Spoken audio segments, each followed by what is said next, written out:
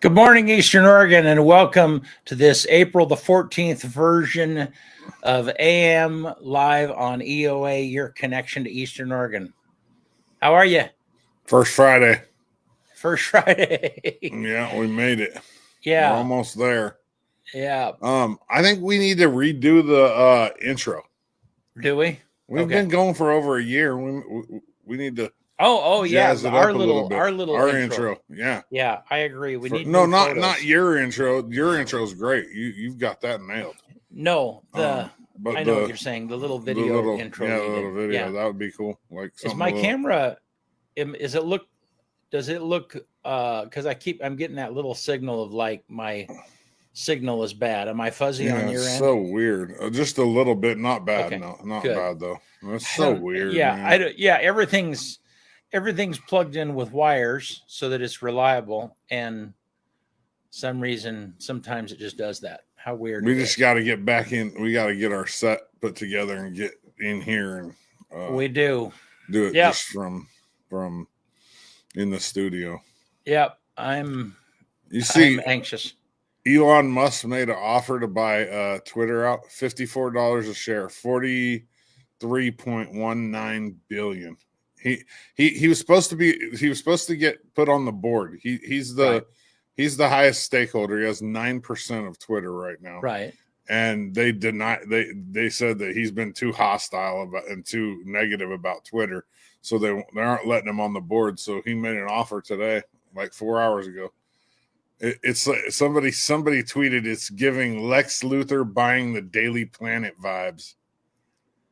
You know, when Lex Luthor tries to buy the newspaper, it's like it's very similar. I mean, well, you're Elon Musk, man. It's kind of good or bad depending on. Elon Musk is pretty real. I mean, he calls it how he sees it. He does.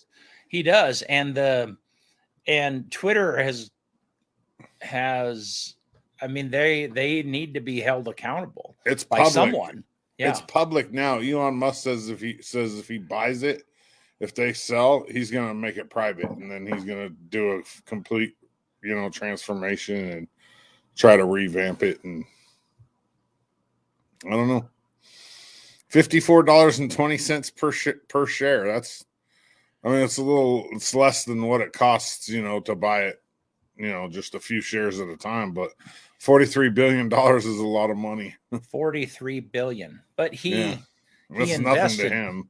No, but he's got like $4.3 billion in it already. He owns like almost 10%. Right. But he doesn't, I don't know what his worth is, but 43 billion. He doesn't have 43 billion in cash. I'll guarantee you that. Well, I'll bet you he does. His net worth is like 200 billion, something like 265 billion. Wow. Yeah. Okay. I'll bet you he has 45 billion sitting around. Let's see what his liquid net worth is. He makes 36 billion a day. He made $36 billion in one day last year. Wow. $36 billion in one day? Yeah. That's just an insane amount of money. You can't even begin to get your head around that amount. No. So. No. Oh my gosh. Good morning, Dana. What's up? You playing some golf? I saw one of his posts yesterday. Like, please stop. Ridiculous. Yeah. It's ridiculous. It really is. This weather is freaking ridiculous. I'm done with it. I'm absolutely done. I think we all are. I think everybody is. They got baseball in last night in Pendleton. Oh, here, let's do your sports.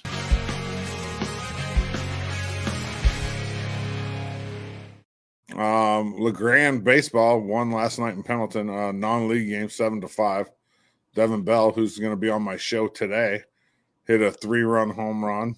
I'm going to have all 12 of the baseball seniors on it. I'm working at getting all 3 of the softball seniors from. I talked to Cody last night, and I'm actually meeting with the baseball team today to get to work out getting 12 guys on. Gonna try to do it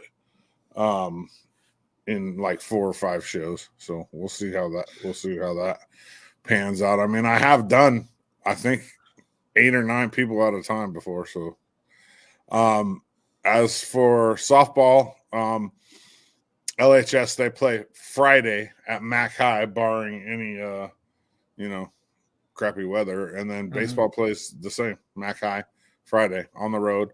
EOU softball plays this weekend at Northwestern in Seattle. They actually leave today at about noon. The baseball team up at EOU's off. Track and field has invite at Lewis and Clark, not Lewis and Clark State, the Lewis and Clark in Portland this weekend. And then the next weekend, we host the CCC conference, the Cascade Conference multis, which is, we have a national champion in the multis in the indoor season, and he's vying for a national championship in the decathlon too. So that'll be pretty exciting. And I'm going to take my first pictures of a track and field event. I've never taken track pictures before. Well, that'll be, hopefully the weather will cooperate. Yeah, for sure. I mean, we're supposed to get some good. That's a week and a half away, so hopefully we get some. It changes a little bit. Yeah. That's for sports around here. I mean, that's pretty much what's going on. We got LeGrand.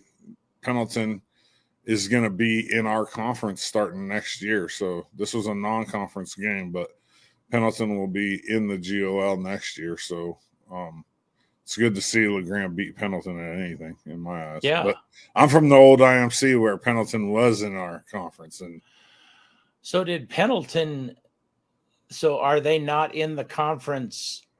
Did they come down or did we go up? No, they're coming down. Okay. They're coming down. Yep. They're going to come down to 4A and they're going to play in the GOL, which, I mean, the GOL is terrible. I say it all the time. It's like, I hate the fact that we can, like, I feel like it gives parents and athletes like this false misconception that they're better than they are.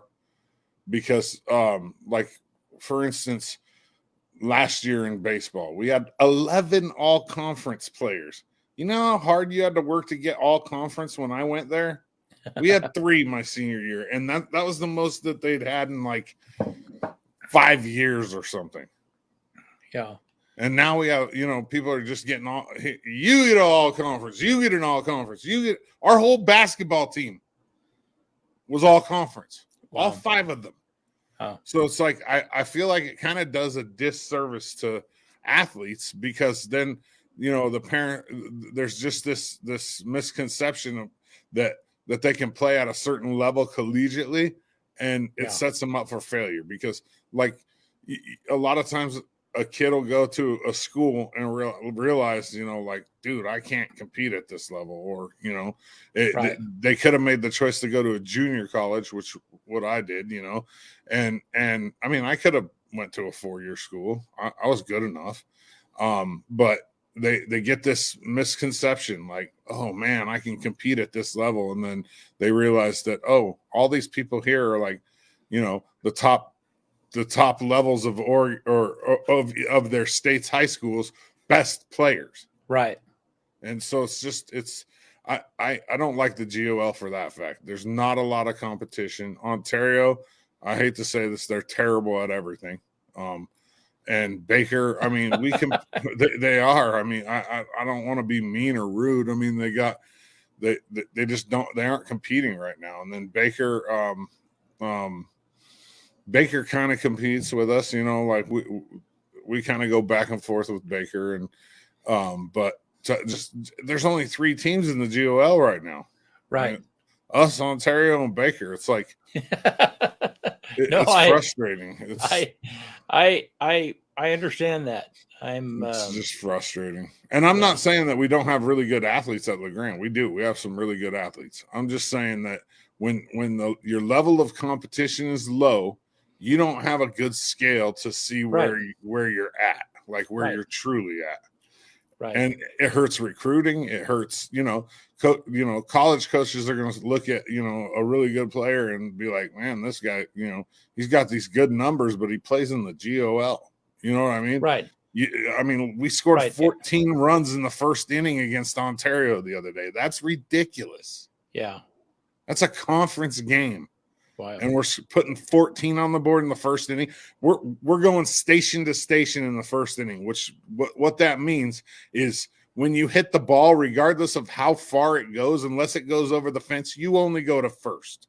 Oh, right. And the coach does that to be, to not run up the score. You don't steal on a pass ball. You don't, and to have that happen in the first inning against a conference team is ridiculous. It really is.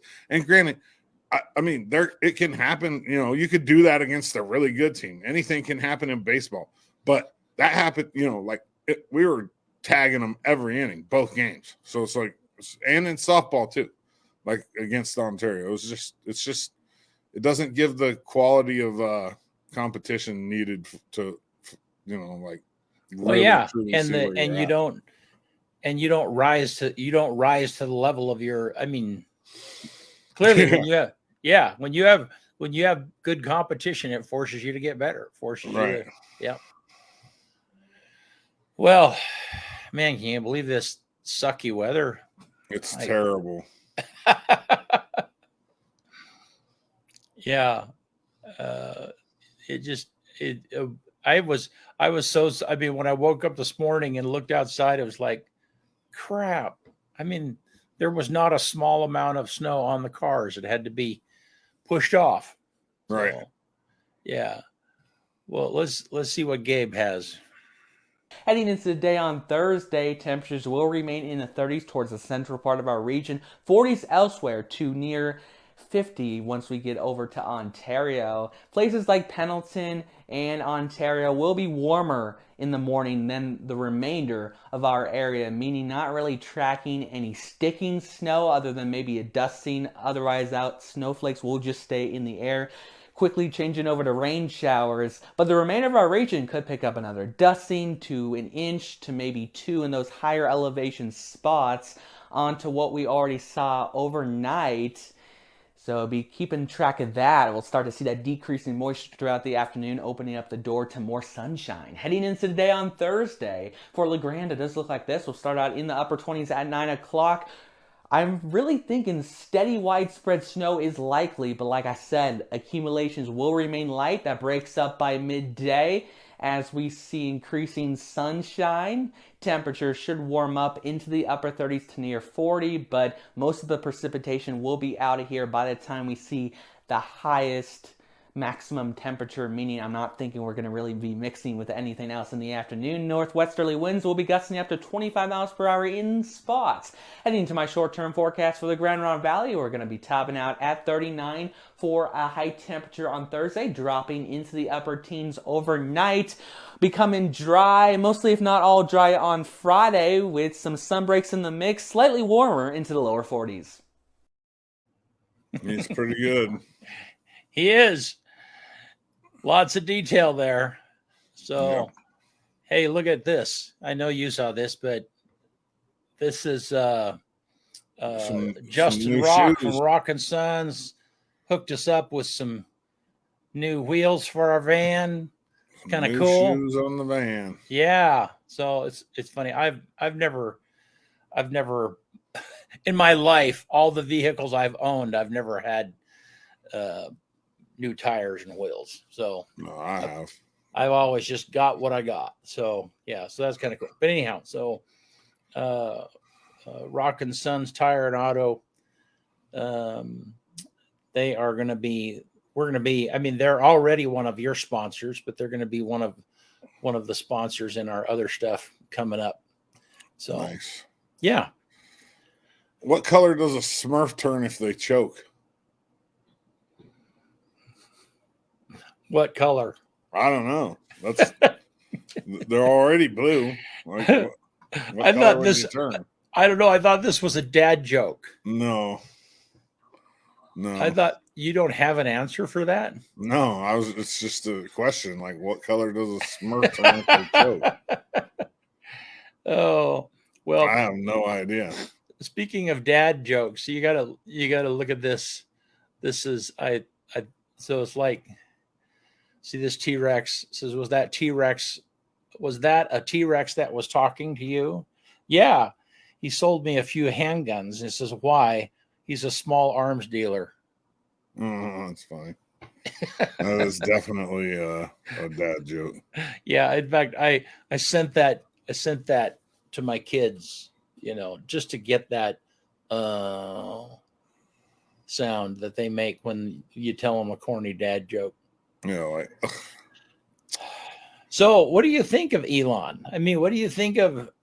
I mean, I've watched a video of him recently. Watched it, they had Netflix had a thing on the first manned mission from he's after 9 years and the shuttle program retired. He was, SpaceX was the first one to deliver astronauts from American soil to the space station. And that happened, I don't know, maybe a year ago, 6 months ago. So that was a huge accomplishment. And so they had a documentary on Netflix about that. Very interesting. I don't know much about him. I do remember like there was a thing like a while back where it might have been a few years ago where he called Twitter like he described Twitter as a clown show crashing into a gold mine or something like that. Twitter's pretty out of control, man. It is, and he's I think the thing I like about him being involved, he's not, he's clearly more conservative. He's more libertarian than anything. So he's kind of middle of the road. I mean, he's, so I mean, and he's kind of smarter than us. I mean, he's a common sense kind of person. Yeah. he's like inventing all kinds of crazy stuff. I'll tell you the story of watching that documentary the other day was really interesting because he had like no experience in starting a rocket company. And well, I mean, there's probably like 3 people on the planet that do. Right. Yeah. Yeah. And so then NASA was incredibly skeptical, and they kind of approached it from a totally, so NASA, they would do all of the math and do all of the testing, and then they would do some kind of a rocket ship, and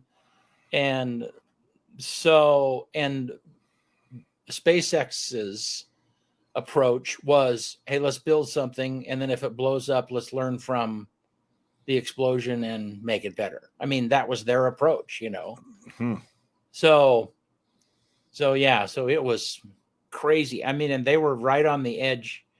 I mean, they had I think $100 million to start with, and that would get them 3 rockets, and all 3 of them blew up. Yeah. And so then he found a little bit more money or some investors, but I mean, it really was like just eking a little tiny bit at the time. And that's why this, them getting manned men to the space station was such a huge deal, because it was like, yeah, they'd had a lot of failures, and now all of a sudden you have the lives of people that are in the mix, and that kind of changes the entire scenario.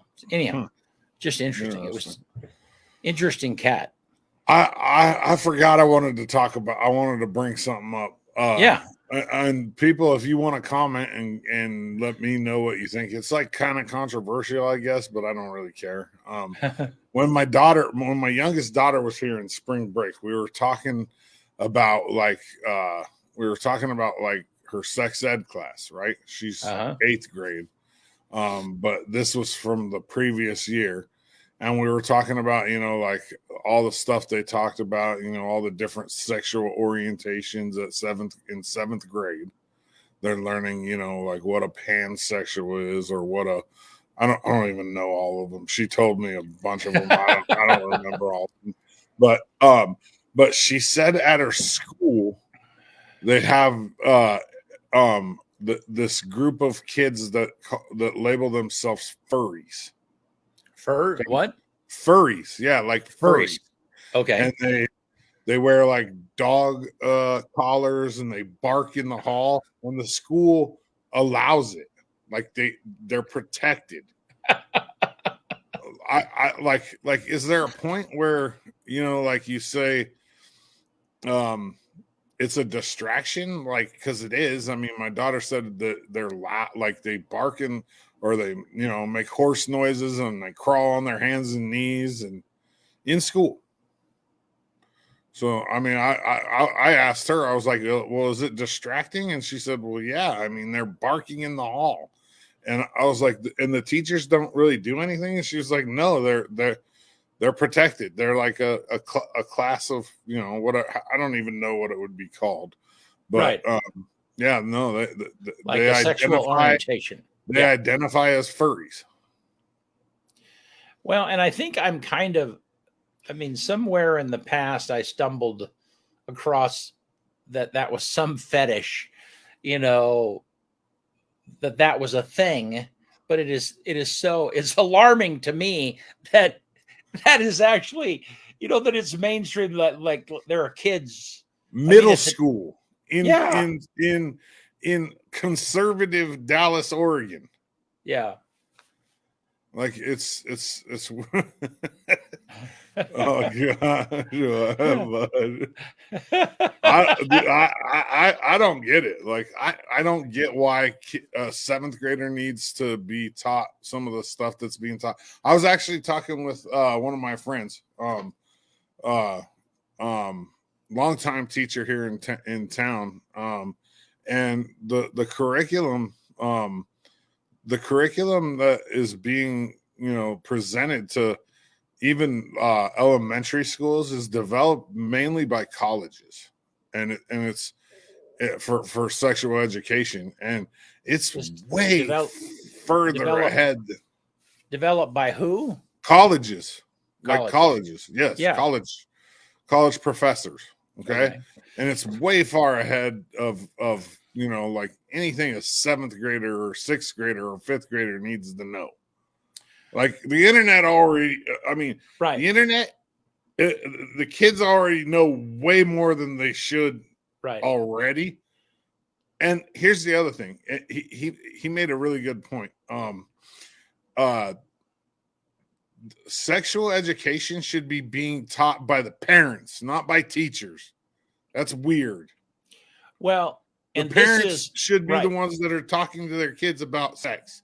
Right. Not, but this is not a teacher. That puts a teacher in a weird position. No, and I totally agree. But this is a huge, I mean, this is what's behind the bill that was signed in Florida recently. And have you been following that at all? I don't watch the news. Okay. Well, so I only look at the news when we need something to talk about. That's how I knew Elon Musk. Okay. So Florida, I mean, this whole thing it's not just this whole agenda of opening the eyes of kids to different sexual identities. I mean, that's even part of a curriculum in some schools or some areas to third graders, second graders, first graders. I mean, and so then what happened is the governor of Florida, who is conservative, they put together a bill that says you can't teach kids sexual identity information before the fourth grade. That was the bill. I think it is. Okay. So those people that are against the bill, they labeled it as don't say gay, because if I'm trying to understand their concern is that if you say that you can't teach sexual identity to young kids, then children that are teens, middle school, will not feel safe in being able to identify themselves as being gay. So then they called that bill "Don't Say Gay." Okay, so So that bill was passed just like last week or something like that. Okay. So then in the meantime, Disney is in, I mean, they have Disney World in Orlando, and so that commerce drives a huge amount of the money in Florida. Well, of course, they very much have an agenda to push optional sexual identity.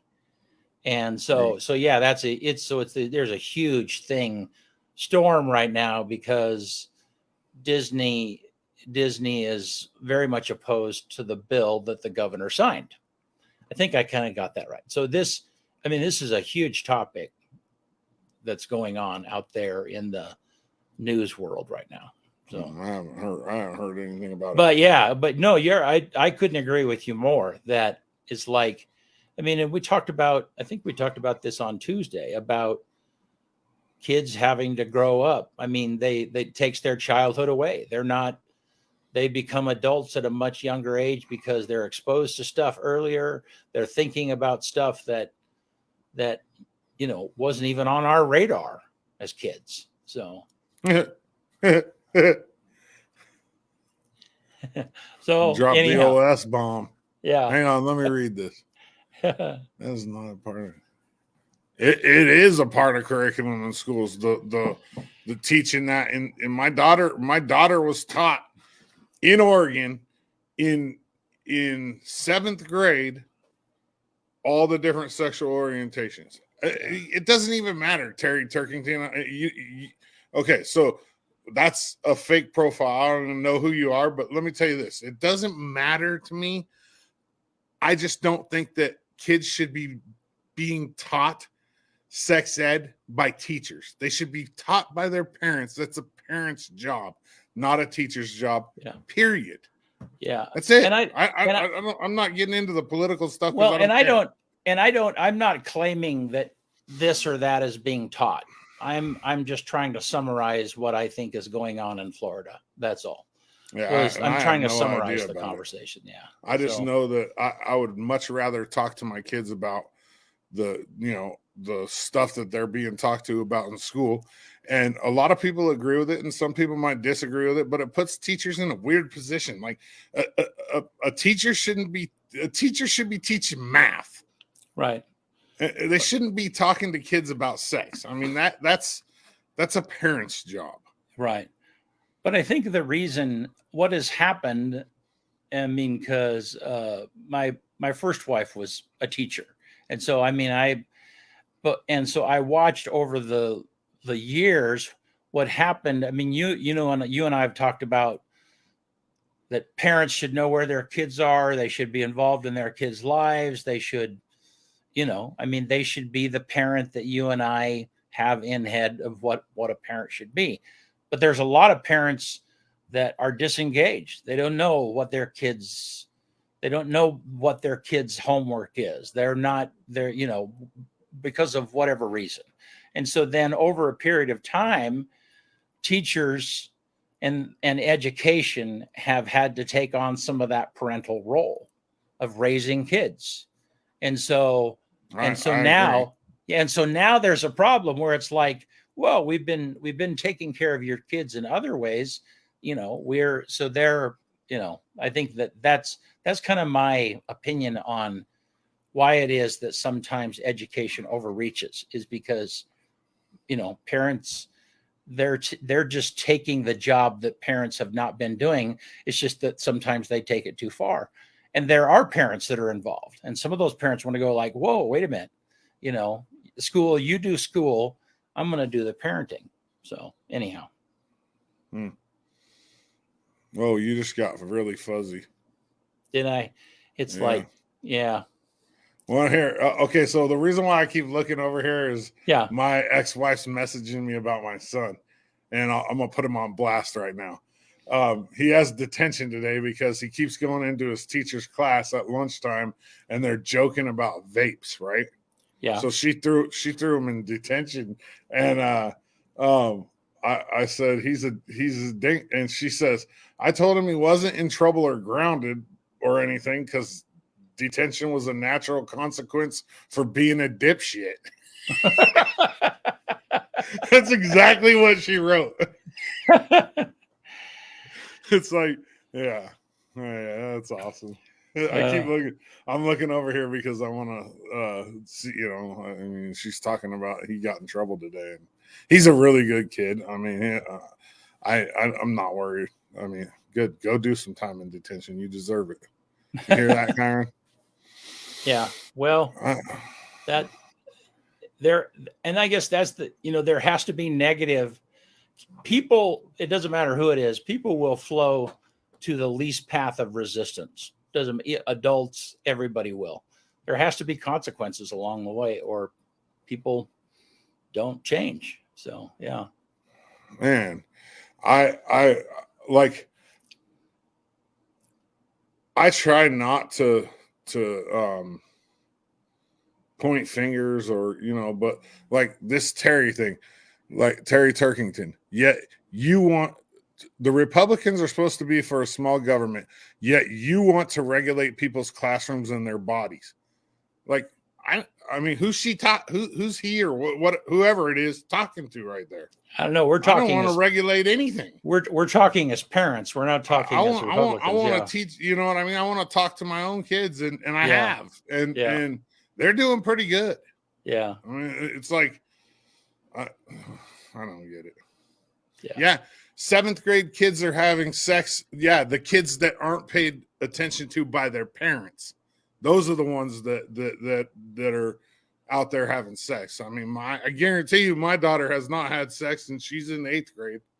Yeah. No, she hasn't. My son hasn't had sex. He's 16.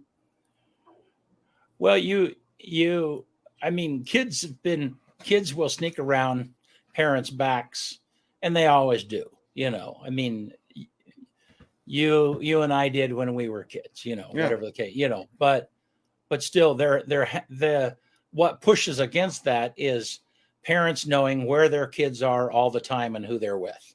That's just really good parenting. That's what's required.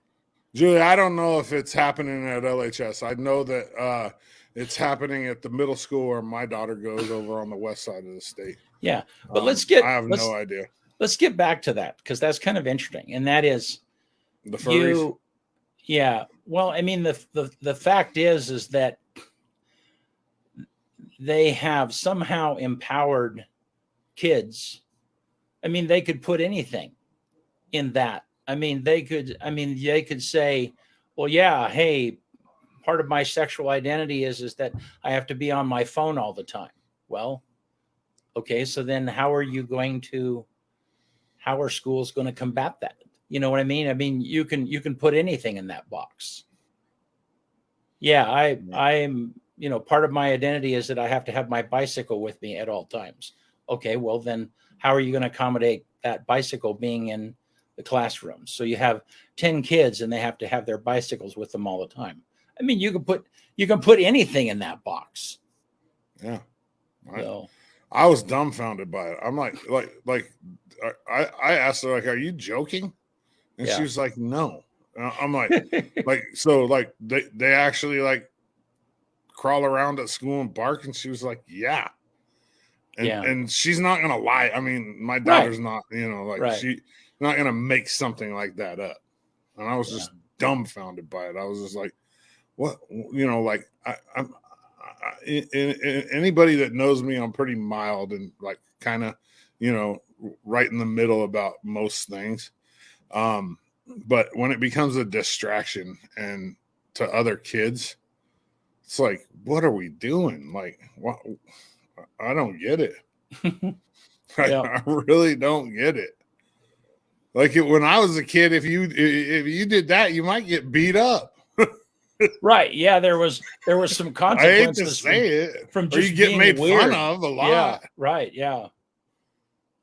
I mean, I when I first moved here, BC, from California, I had both of my ears pierced.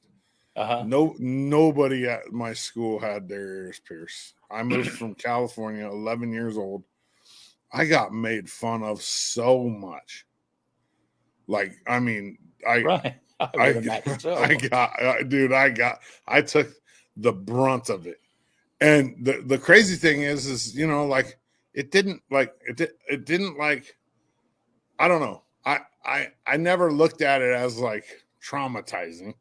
I actually thought I was cool when like 3 years later, everybody had their ears pierced. Yeah. You know what I mean? Like, Right, because right. Oregon's just a little bit behind California on trends. Sure. And so I got my ear pierced on in 5th grade. 5th grade, I got my first earring. 6th grade, I got the other one.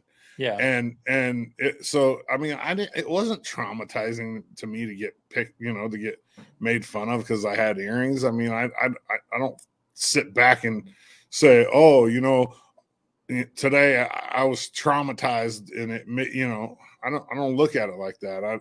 But I think like we've opened up this like almost like a Pandora's box, like where everybody just dissects every little thing. My kids are not perfect, Terry. So okay, I'm gonna call you out. Don't talk anymore until we know who you are. I mean, period. Like you're gonna sit behind a fake profile and say stuff like that. Yeah. Let's just you're irrelevant here. Yeah. From now on, I'm done with it. Like, if you're gonna sit behind and say stuff like that, no, my kids are far from perfect. Yeah. Not even close. Yeah. We are real people talking, and we're willing to put our names underneath. My name's Kyle. Put our names under our opinions. Why don't you step up and do the same? Don't be a coward. Yeah. But they're still pierced. They don't go away. Yeah. So I guess I'm kind of, so how did you respond to that though as a kid? I mean, did you keep your piercings and then, I wore them all the way through high school. My senior picture, I have both earrings in. Yeah. Well, what's funny is, I mean, I really rebel against being shamed. Part of it is how I grew up and so on and so forth. But so that really, I mean, it pisses me off if I feel like somebody is shaming me in one direction or another, whatever that might be. So Terry Turkington's your real name. I doubt that, first off. And second off, if you want to have a civil discussion, 1911, what are we? 1911 4th? 1912 4th 1912 4th Street, Suite 400. I'll sit right here and have a very civil discussion with you. Yeah. Yep. Come on in. Knock on the door. Yep. But on the same hand, shame or negative opinion kind of guides people. Okay. You know, I mean, so for an instance, like when you're looking for a job and you're going and you're applying to different places, you want to look your best. And so then whether your style, I mean, you might have a particular style, but at the same hand, if you walk into a car dealer and you're looking for to be a salesman for that car dealer, they're looking for the salesman that look like their other salesman. They don't care about your style. They care about your ability to look like salespeople. And so there are 100 different forces like that kind of encourage people in good directions, you know, and so, I mean, and that kind of keys into what it is you were saying before is that when you peel all of that away and you celebrate the individuality of everyone and that's sacred, now all of a sudden that, you know, no, you can't not hire me because I don't look like what you want your employees to look like, or you can't not hire me, or you can't, you know, you have to celebrate my individuality. And that is a crazy place for society to go because there's no end to it. Let me add something else to Terry. I don't want this to turn into a pissing match because it's not worth it. Me personally, I'm the kind of person that just loves people. I don't care. I'm far from perfect. I'm a recovering alcoholic. I come from a tough childhood, and it's not about anything but my kids were put in an uncomfortable position by their school because of weird stuff that's going on, and I'm trying to grasp it and understand why it's happening. My kids aren't perfect. I don't, and honestly, I don't have to justify anything to you. And you say, if you can't handle the criticism, then why are you even on here? Well, this is a private business, so we can say whatever we want. You know what I mean? And I choose to not go there, with my political or my religious beliefs, because I care about people, and I care about, trying to stay neutral. So, I mean, and that's all I'm going to say. That's all I'm going to say about it now. I'm done. Well, and I'm done. And I don't, I mean, I like opposing opinions. I don't mind them at all, but, So do I. but it's gotta come from some basis of knowledge, And reality. Yeah. I mean, I would really like to know. I would love it if I had someone explain perspectives to me in a rational manner that is outside of my experience. I want to listen. I want to understand. And I have the ability to listen and understand, but yet still be responsible to keep my own thoughts and process. So, yeah.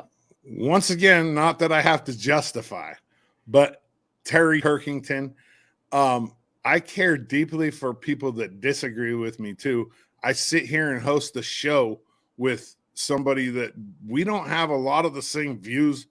I mean, we have some of the same views, but a lot of the stuff that, you know what I mean? Like, so I mean, I don't know where you're getting that from, but wow. Yeah. Wow. Bud, thank you. I appreciate that. Yeah. I told you I got to meet Bud right at the softball games. Yeah. And I think, Bud, you said you live out in Cove, so you probably drive right by my house back and forth when you go back. My kids live out in Cove. I've seen him at a couple softball games now. Yeah. Now we just got to get him up to an EOU game. Yeah. The one you want to come to, Bud, is not this weekend because they're at Northwest. The next weekend, they play OIT at home. I think OIT is number 2 in the country right now. It's senior day, and it's athletes for athletes. So athletes for athletes means that all the other sports teams have to go to the game. Oh, cool. Yeah. So there's going to be a lot of people there, and those games are fun. I mean, and our softball team at EOU is really good this year. They're exciting. They're really good. So I want to talk for a minute about NAB, National Association of Broadcasters, and that's kind of fun. Tanya and I are going to be going to Las Vegas. It's not next week, but the week after, and that'll be kind of fun. National Association of Broadcasters is a huge trade show. It's mostly equipment based, and it's mostly big TV stations. I mean, so you have every piece of equipment known to mankind from the production standpoint. But what has happened over the years is all of those expensive equipment manufacturers they're figuring out that little guys like us, I mean, there's just a huge glut of people. Used to be that if you wanted to get video seen before people, that would only going to happen from a few TV stations. And, like we don't even have one in our area. Well, now with streaming and so on and so forth, you have these little online TV stations that are springing up everywhere, or everybody is streaming. So anyhow, that has forced these equipment manufacturers to make and serve this, the little guy a lot more. So I'm kind of excited about that. I'll probably do some videos, and maybe I can jump into one of the shows. I'm going to be gone, but maybe I can jump in and from the showroom floor, we'll talk about some of the stuff I'm learning. But it trickles down and affects us. It'll eventually affect what it is that we do here and how we cover stuff. And so I'm kind of excited about it. That's cool. See, that's where we're different too. Like another thing where we're different. That excites you and it sounds boring as heck. Nah, yeah. Equipment is like, sounds so boring. Yeah. You know me and equipment. I'm like, nah. Like, yeah, but you would love it though too. It's the visual aspect of it. I mean, that's what because they have like let's say that you're selling lights, okay? You're selling studio lights. Well, what they do is they have an entire studio set up as their booth. And so then you look at it and you go like, oh, wow, I want our studio. What can we do to make our studio look like that? Hey, bud. 100%. Yeah. Yeah. Yeah. All I know is everything always breaks for some reason. Like, I don't understand why they can't make a computer that lasts forever. Like, why can't they? Yeah. Or why can't they make light bulb that lasts forever? I guarantee you they got a light bulb that lasts forever. They just ain't giving it to us. Yeah. Electronics and me, nah, not. Yeah. I've never really been. I mean, yeah, I like a good sound, like from the stereo, of course, but I just like the whole process of it. I mean, I understand it for the most part. Like if you told me, hey, get a board hooked up with a couple mics, and I could do that. Right. I can do that. But it's just the technical process of it and all that. I'm just not. I like making I like putting an idea out and then making it come to life. I don't even like being on camera. Yeah. Well, and I don't think either one of us would choose to be here. No. No. I like being out with people. Yeah. Yeah. Well, I'm a gear guy for sure and have been. And I had breakfast this morning with Sean Halliday. Sean Halliday lives here in LeGrand, but he is a video engineer at a very high level. He works at the Academy Awards every year. And anyhow, he is like, when I learned that video engineers even existed, it was like, I mean, they have been kind of gods in my life, little g, for a long time. It's like, oh, you're a video engineer. Wait, was he there this year? Was he? Yeah, he was. So he was there for the bitch slap. Yeah, Bam! Yeah. I mean, he works in a production truck. I mean, he's a long ways away, but his production truck is right off of the red carpet. Like, I mean, he can step out of the door and watch all of the movie stars go by. But yeah, he was there. Yeah. Will Smith got a 10-year ban for that, as he should. I mean, a 10-year ban out from of line. The Academy Awards. Yep. He was completely out of line. Like there's no doubt about it. He should have been arrested. He should have been kicked out. They tried to kick him out and he refused to leave. But even if it was a publicity stunt, it was poor. It's sad, man. Oh gosh, it's so sad.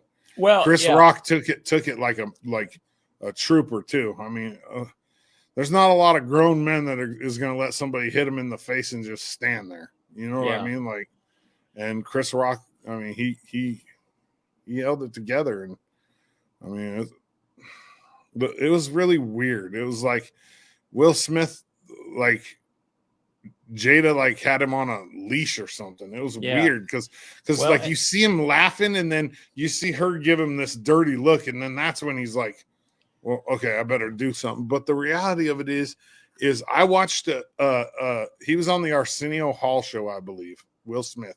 Yeah. About 20, 30 years ago, whatever, however long. And one of the guys in the band had alopecia. And Will Smith made fun of him. Huh.